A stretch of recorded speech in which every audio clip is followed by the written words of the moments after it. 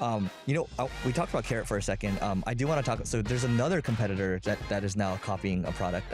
They're actually local here, and I think they raised like a series. Maybe the seed rounds are fat now. It's like a $12 million seed round, maybe a Series A. So they reached out to us. They wanted to partner up, and then They copied you and they want to partner up. They're starting to copy, but then the CEO was like, dude, should we just partner up with you guys, or should we build it ourselves? And then Tell me he should just buy you. He does want to buy, right? But we don't want to sell, because here's the thing. Let me just speak to. So we have a $50 million one that raised $50 million, Sequoia backed, I think, Y Combinator, and then the other ones in Europe they raised about $5 million or so, and then you have this one they raised about $12 million or so, and they're local here. Now the reason why we think we have an edge here and that they can listen to this if they want is when the types of products they have are very focused on personalization, right?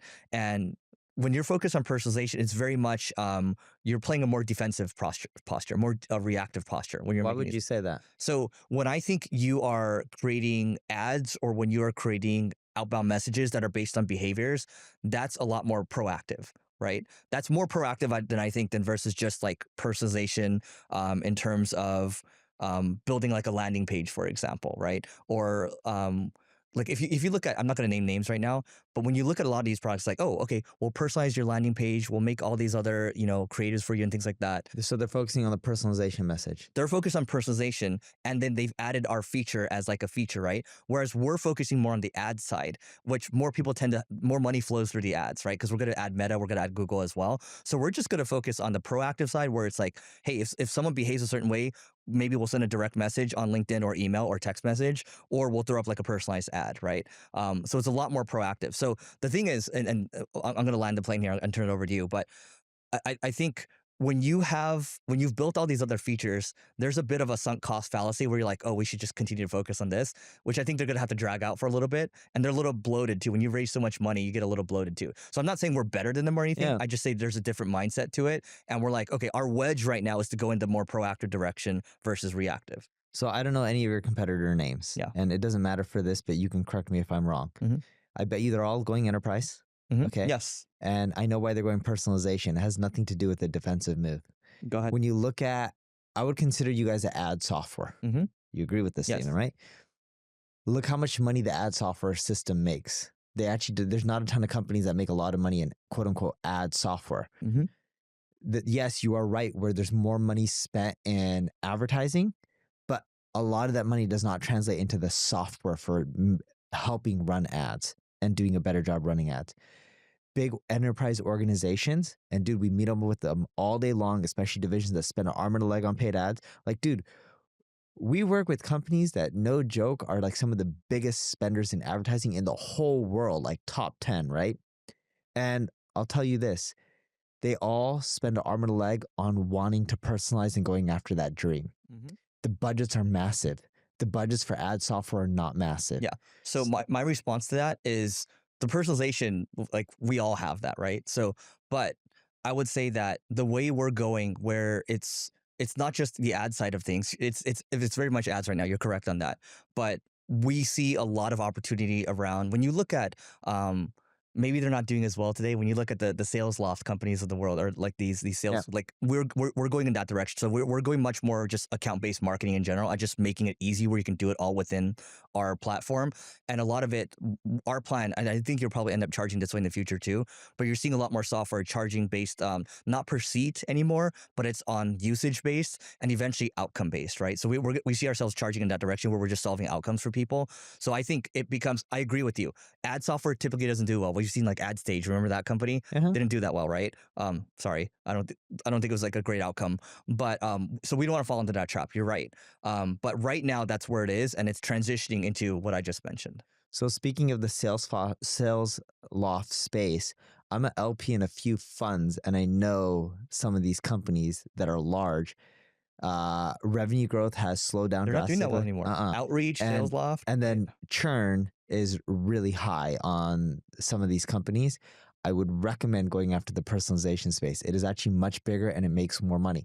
Optimize is a great example of personalization. How are they doing now? Over 400 million in revenue. So they kind of stalled out and came back, huh? They're growing really fast. Yeah.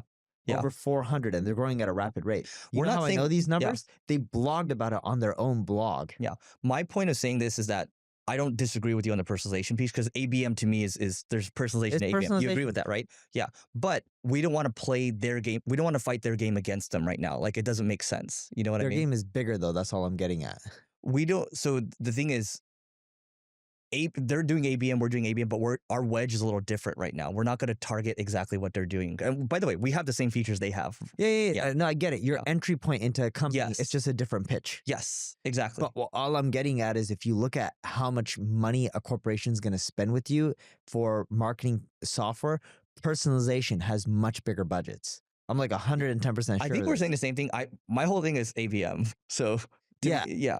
But when you start pitching beyond ABM and you just try to make it sound bigger, when you're pitching more personalization and how you can do a lot and just help the experience, and with AI everything should be one-to-one, and you keep going down that rabbit hole, people have bigger budgets for it.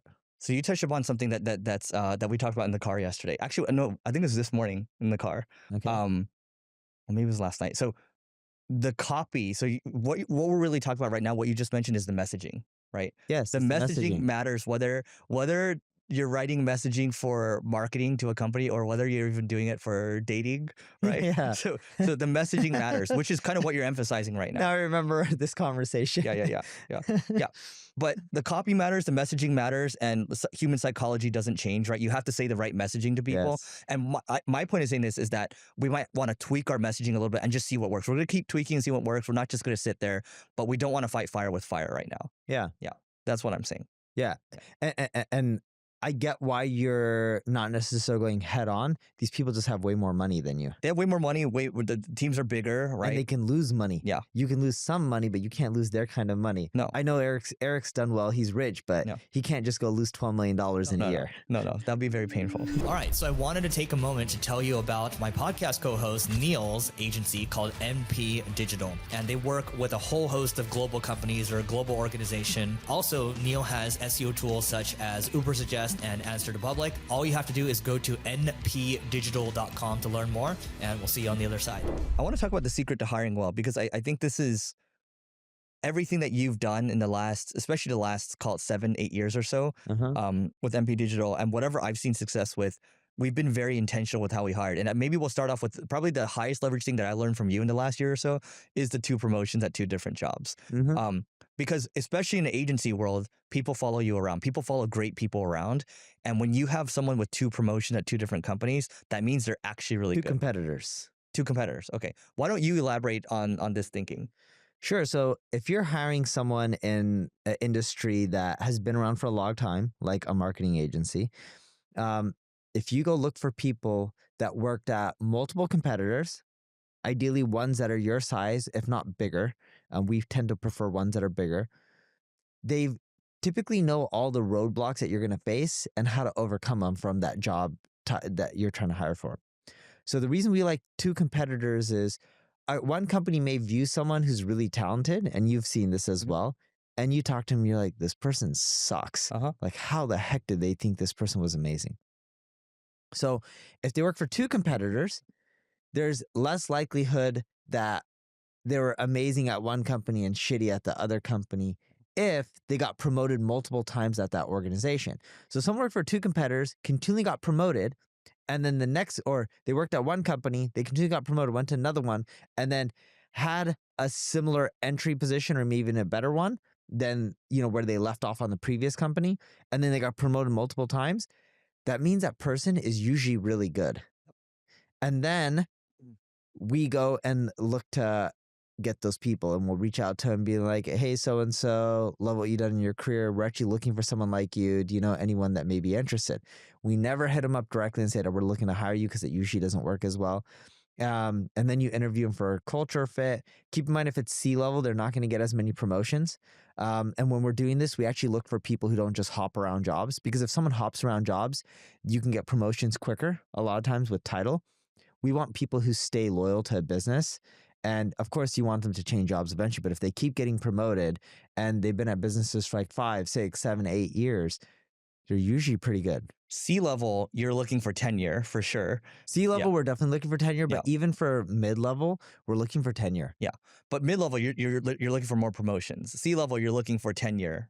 Yeah, but you go back in time to all their job history and you want them to have multiple Yeah, promotions. for sure. You're looking at the history as well to see if they have the promotions that you're looking for a more Uh-huh. mid senior level role. But this is it's important, especially in a people like a services type business, because it all comes down to people. And the thing is, clients will follow them, but people will also follow them too. Yeah, people will also follow them. There's rules on poaching and stuff like that because typically they're working for large corporations, so you got to make sure you're not breaking any laws. And it's going to vary, company by company who you poach from, and potentially even state by state. And the other thing we do is when we're interviewing them, we expect them to be cultural fits, or else it won't work out. We expect them to be player coaches if it's executive level, like if you're looking for a VP of marketing. They need to be able to get their hands dirty and do a lot of the grunt work, but they also need to manage and bring up their team and help them improve. And then we expect them to work a lot of hours and, obsess about work and the quality and be passionate, because if they're not, it's not going to do well. We love executives that we have to tell them to take a break. A great example is my CEO right now is in Cuba. I genuinely tell him to take breaks and he needs more vacations. Our CFO, same problem.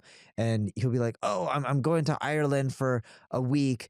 And we have unlimited PTO. So it's not like I'm counting if the CFO takes more than 2 weeks or 3 weeks or 4 weeks. The guy just works so hard. We had to tell him to stop working. And I remember one time I was talking to him and he was uh, at his daughter's, no joke, because it was during like business hours, at his daughter's swim meet for like a state championship. And I was so pissed off. I'm like, "You're talking on the phone when your daughter's swimming in a state championship." And I said, "Stop talking and working. Go watch your daughter." But And same with when he was at dinner one time and his wife was there. I said, "Put on speakers." He put on speaker. And I told his wife, I'm like, "Don't let him do calls while he's eating dinner with the family." But we talked about this on Monday. I don't believe the breaks do that much. We've talked about this with the burnout thing, right? So with burnout, it's not because remember the boom guy was like, I gave everyone a week off and then everyone was still complaining. It's because there weren't enough people didn't feel like they were winning. The milestones were Yeah. too far out. So I think in my mind, I'm like, yeah, I'm like that's a good way to break down burnout because you and I don't think about milestones, but you have to set the milestones in front of people where they feel like they're winning. And at least for me or you, I know when you're on a break, you're still working. I'm on a break. I can't help but to not work. And so your executives can't help but because it's so fun, right?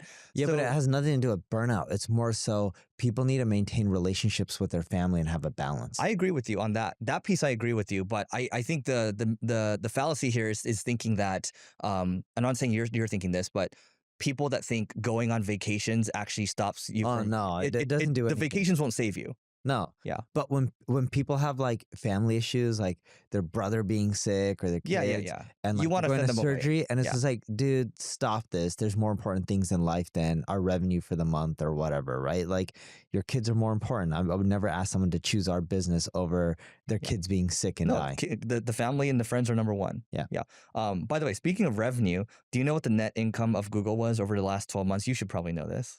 Around $100 billion, if I had to guess. $115 billion, Yeah. and the graph is going up over Uh-huh. here. So, I think it's one of the most undervalued companies out there. so look, it says no Personal excuses. opinion, not financial advice. No excuses, no grandiose promises, just pure execution. Sundar Pichai, it's Pichai, right? You're Indian. I don't know how to say his last name. Pichai deserves more credit, and it's true.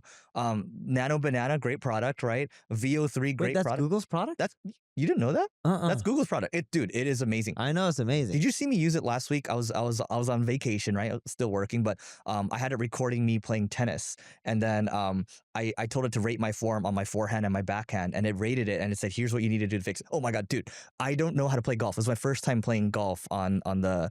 I played like 9 holes, right? You know have you played golf before? Yeah. Okay, so I don't know how I to play. lived in a country club, remember? Well, that's right. That's right. So it told me how to fix my form and my swing, and then my very first hole was a bogey, and I Oh. don't even know what a bogey is. What is a bogey again? I was told it was a bogey. I don't know. I'm not Yeah. that good at golf. Yeah. When I But played golf, I sucked every time. but I think a bogey is like, it just took me like, I don't know, Like 3 or 4 strokes. I Yeah, don't know yeah. how many strokes it is. Yeah, I yeah. think it varies per hole too. yeah, though. per hole. So I was like, I don't know, like the par was 4 and I think I like hit it or like 1 over or something like that. Yeah, I don't know. I have no But idea. but what fixed that? AI did that, right? So my point is I use Gemini for that. So Google's products are really good. They're really They good. just suck at like figuring out how to market them. Uh-huh. Yeah. Dude, totally agree with that. But what's interesting is when you look at Google as a company and products, you know, I learned about that product not from them. I learned about it from what social platform, if you had to guess? Twitter. Yeah, X. Yeah. It's all over X. Yeah. Yeah, nano banana. So when you And open sharing Gemini on your examples. phone, there's a little banana there, and you can Uh-huh. and it maintains character consistency. So Yes. I asked it to make a picture of me and like make it like into a manga and then make it into a story, and it did that. It was perfect. And then I asked it to combine different images. Anyway, my point is, But dude, you can do it with like you can do some really cool stuff with celebrities if you really wanted to, Yeah. assuming you have their authorization and Yes. stuff. So this 115 billion in the past 12 months, where do you think they rank in terms of just all companies in terms of net income? Net income, top 10.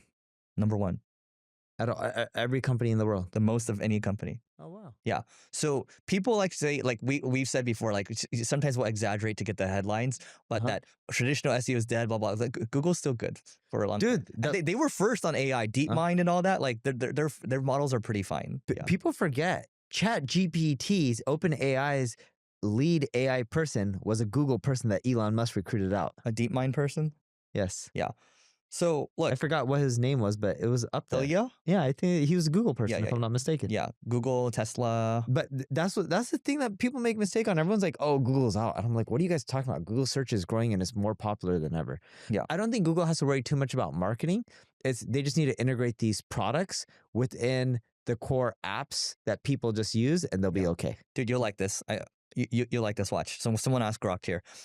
Alphabet Google has the highest trailing 12 months net income at 115.6 billion, up 32% year on year. Microsoft is number 2, 101.8 billion, up 15% year on year. Apple, still strong. Apple, 99.3 billion, down 3%. Nvidia, 86.6 billion, up 19%. The recent quarters show strong growth, like 59% in Q2 fiscal year 2026. You see Nvidia's. I started doing the calculation on this. It's there was a TechCrunch article that like their top customer. I texted Mike on this. There was a TechCrunch article on CNBC article on their top customers and their percentage of revenue. Right? Where is it? Nvidia has like crazy client concentration, but it could be that they're middle like vendors or something like that, where they're selling it to other people. Let's see. 6 customers made up 85% of their Q2 revenue from a TechCrunch article. Wow. And their article says Nvidia's 2 mystery customers accounted for 39% of Q2's revenue. In that article, they break down their next biggest customers, and I add it all up. I'm like 6 customers made up 85% of their Q2 revenue. Wow. Yeah. So when the infrastructure build out starts to slow down, they're going to get hit hard. But it's I don't think it's slowing down anytime soon. No. Yeah. I think we still have like another 5-10 years to run. Yes. That's not financial advice, guys. It's just what I think. Anyway, we'll catch you later, guys.